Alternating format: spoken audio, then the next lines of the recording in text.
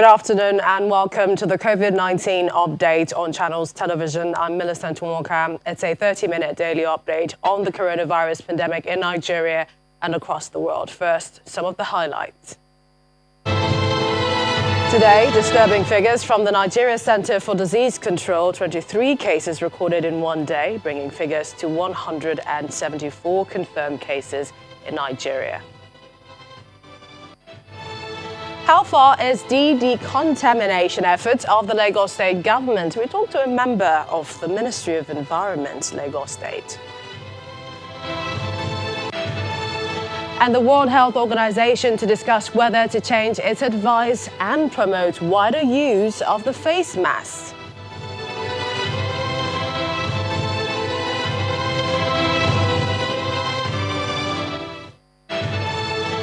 Now, controlling the spread of the coronavirus is the task before the Nigeria Center for Disease Control, NCDC. However, available records show that the figures of confirmed cases of COVID-19 in Nigeria are rising by the day, with more states in the country recording new cases of the virus. According to the NCDC, the total number of confirmed cases in Nigeria at this moment is 174. Here's a state-by-state breakdown of the cases showing that Lagos now has 91 cases, the FCT 35, Osun State 14, Oyo 8 cases, Akwa Ibom 5, 4 cases in Edo, Ogun and Kaduna State. Bauchi has 3 cases, while Ekiti and Enugu have 2 each, with Rivers and Benue states recording 1 case each. So far, 9 persons have been discharged, with 2 deaths recorded.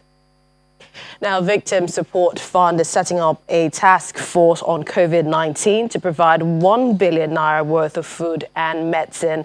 According to the chairman of VSF, General T.Y. Danjuma, retired, he inaugurated the committee on COVID-19, and the committee is mandated to provide palliative measures to internally displaced persons and other vulnerable groups around the country as part of its contribution to the national efforts on COVID-19. The task force will also provide 1 billion naira worth medical supplies, food, water, non-food items for IDPs and others who they say will face special challenges at this difficult time. At the committee, the task force is to be headed by Mrs. Toyosi Akerele Ogunsiji as the chairperson and has about 5 other members.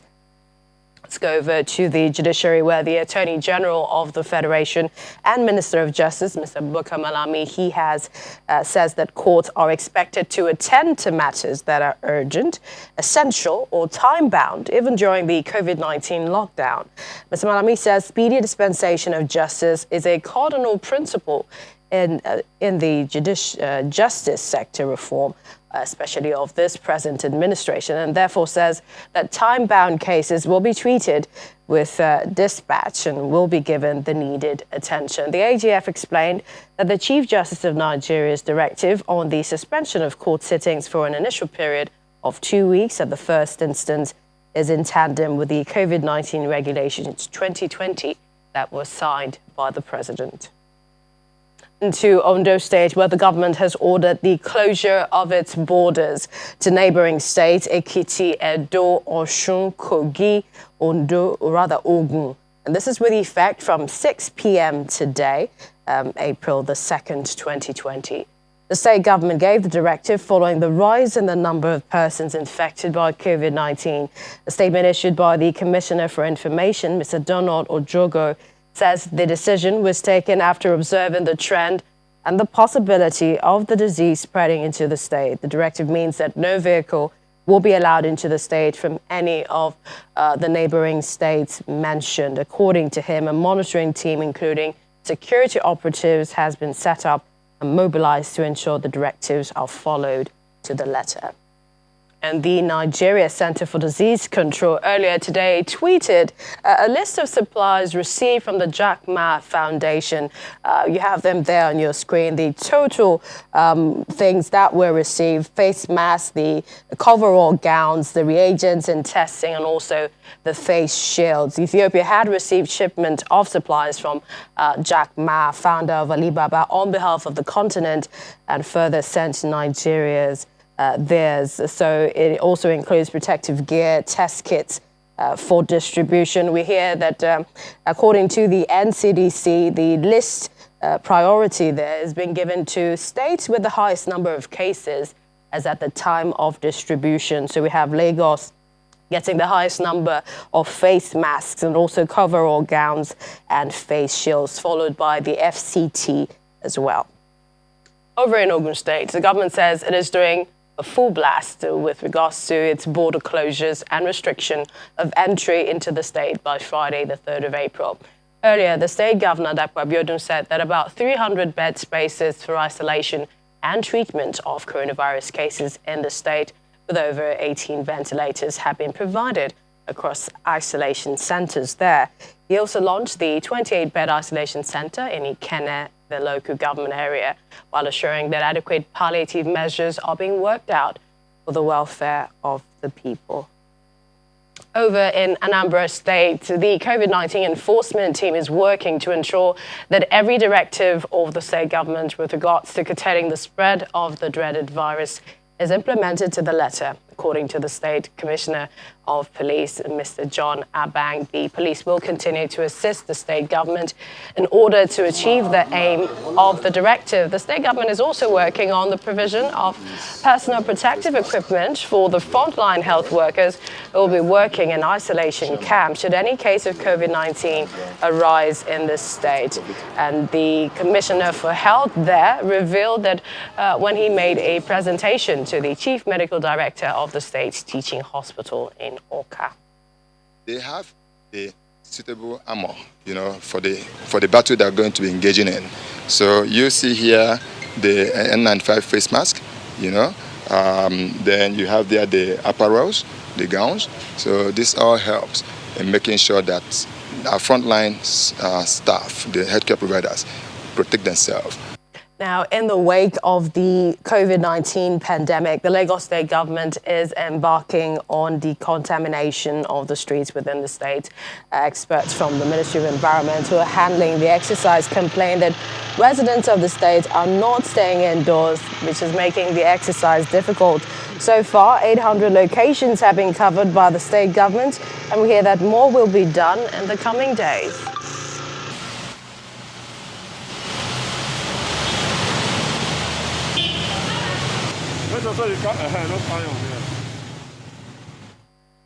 Well, Dr.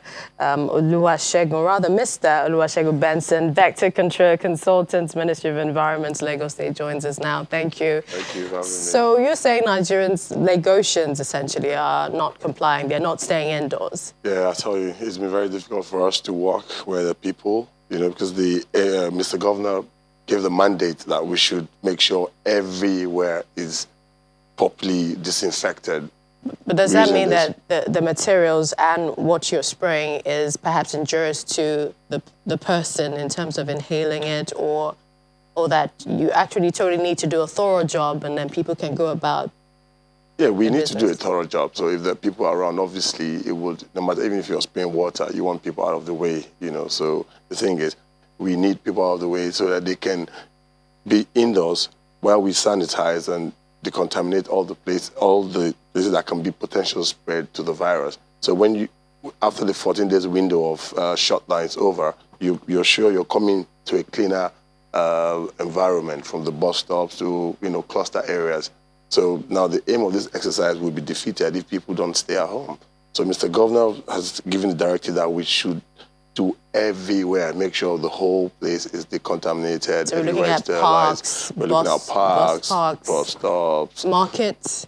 Yeah, we have some local government. It's all hand on deck. No country or state prepares for a pandemic. So all hands on deck from the local government level. They're also doing their own from that local government level, which also gets into the markets and other places. So, but we're concentrating more on the metropolis, the parks, the bus stops, and all that.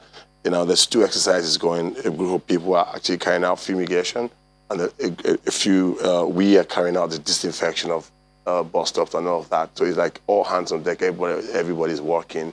At the moment now,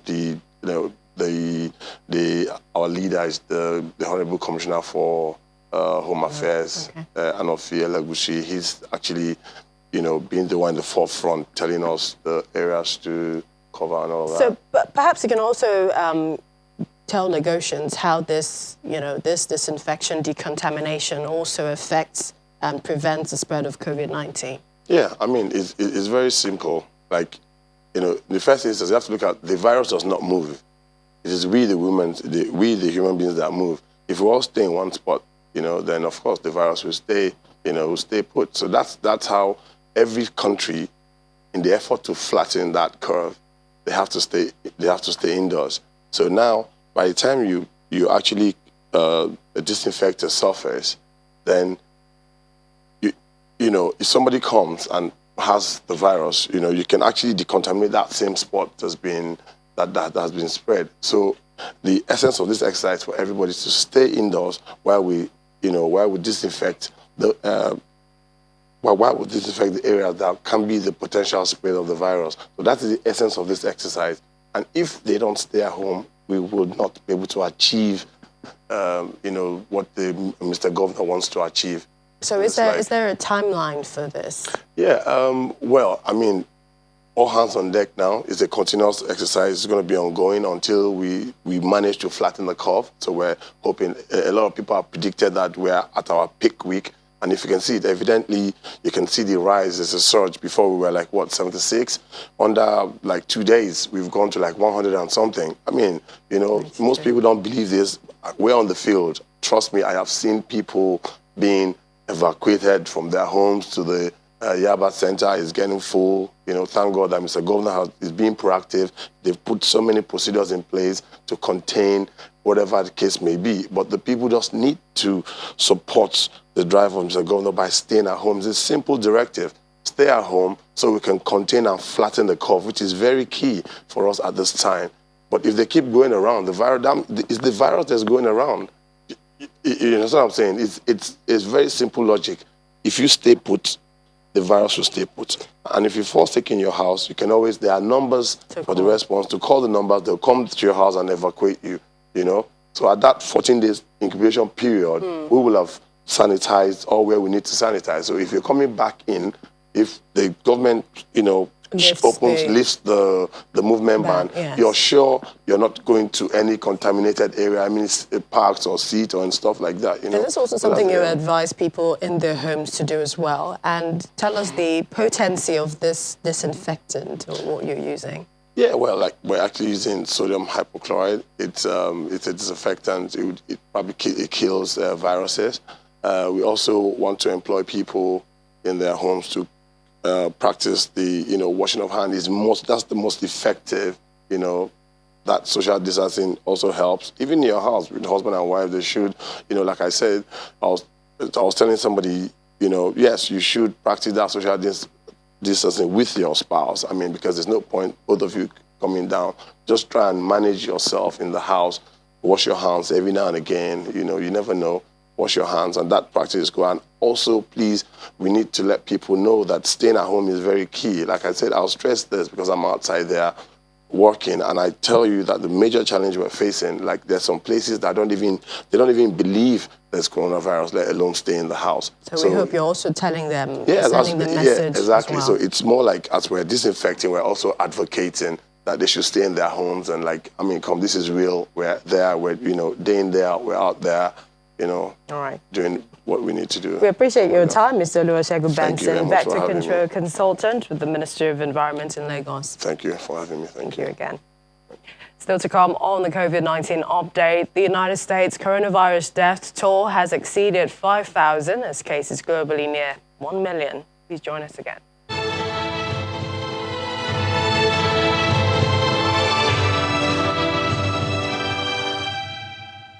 Welcome back. The situation in Benin City, the Edo State capital, does not seem to be encouraging as residents going about their normal daily activities.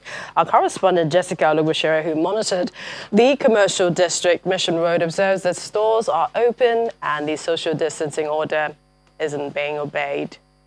So, we are not seeing another thing except all this. They call it a corona bucket, but we call it the bucket you use to sanitize your hands and wash your hands and to avoid all these disease. They said we should maintain social distance. So because of that, you can see how I block my shop with carton so that none of the customer can come close to me. So that is how I do my own. And I also have sanitizers. So each time I count money, I use the sanitizer to clean my hand in order to maintain the cleanliness. Well, for more measures to curbing COVID-19, joining us in the studio is Dr. Cady Shelah. He's a specialist family physician, also the first vice president of the Association of General and Private Medical Practitioners of Nigeria. Thank you for joining us, Mr. Shelah. You're welcome. With the increasing number of COVID-19 cases in the country, it appears we're looking at a health emergency, which has been declared by the World Health Organization. How fast do we need to be setting up isolation centers across the country now? Well, I think setting up isolation centers is more or less like overdue. When you say how fast, maybe I will say as fast as maybe yesterday. We should preempt, we should learn from what is happening outside the country and see even countries that we thought were like insulated from this kind of pandemic. They are really breaking down. The health system is breaking down very fast. So the only solution and the best solution we have in Nigeria, because we don't have enough backup, if this thing should hit us, is just to be ready to go massively on the preventive level. And that's setting up isolation as soon as we pick people, take them out of the masses, and as well as great enlightenment. Because coming down to the studio, I was shocked seeing the way a lot of people are still found on the road. It's as if the people don't really know what we are talking about. Understand. This is one sickness that respects no boundaries, no status, no individuals. So how much more do we need to do? We have a lockdown in Lagos, in the FCT, Ogun State, fully compliant by Friday. Aren't these measures working? How much more sensitization do government agencies and others need to do? My practice is in Lagos, at Agege. Yesterday, I could see so many people on the road. In some places, as if nothing is going on. I think the people need to be betterly enlightened. And the government needs to be a bit harder on the people. Because the protection of one is protection of all. So to be bad enough, if some few people are doing what is right, and then quite a number of people are still displaying the normal Nigerian indiscipline, this particular case will not work away for all of us. Perhaps another issue is also the social distancing with regards to how many people can do it, and do they understand what it means to socially distance yourself from... If we are to face reality with the kind of status we have in this country, it's quite a bit difficult. If you go around in Lagos, quite some suburb, find 8-10 people in a room, in a bedroom apartment. Such people is so difficult. And that's why the earlier they know not to import the disease into such a setting, the better. Otherwise, corpses will be so many and will not be able to cope with. How fast do you think increasing testing by the NCDC would help eliminate some of the suspected cases, confine those who are positive, and perhaps so people can get back to their daily lives?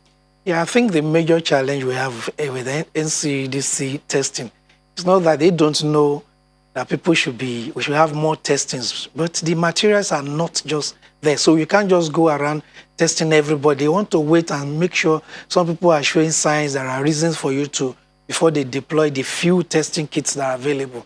Otherwise, if we were to have it the way it should be, everyone that has little or close to or contact should be tested so that we'll be able to know the proper infection fatality rate, and not just the case. What we are seeing now are those that have complained, that have come to the hospitals, that are suspected, are those that have been tested. Whereas a lot of people out there have had contact with them and we don't really know the figure.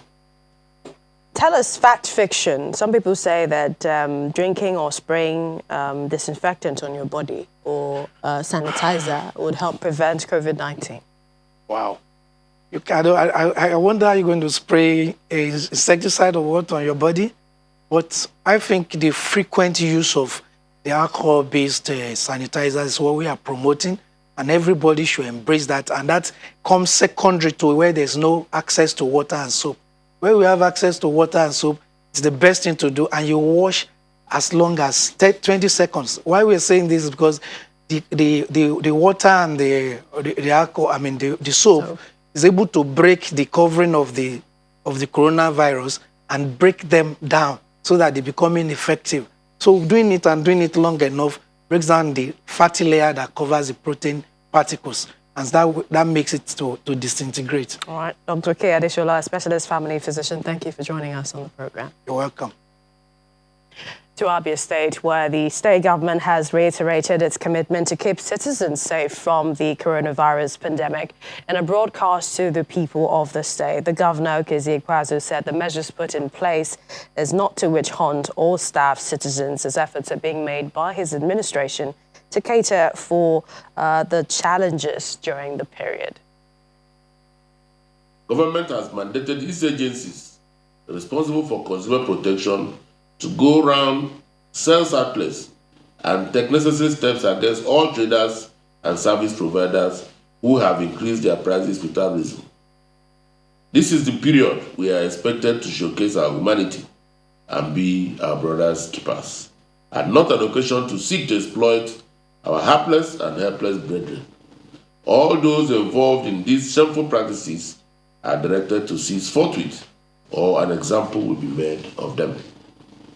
Let me also call on Abians to cease panic buying and stockpiling of petrol, kerosene, and other petroleum products, as they are available in stations which are exempted from lockdown.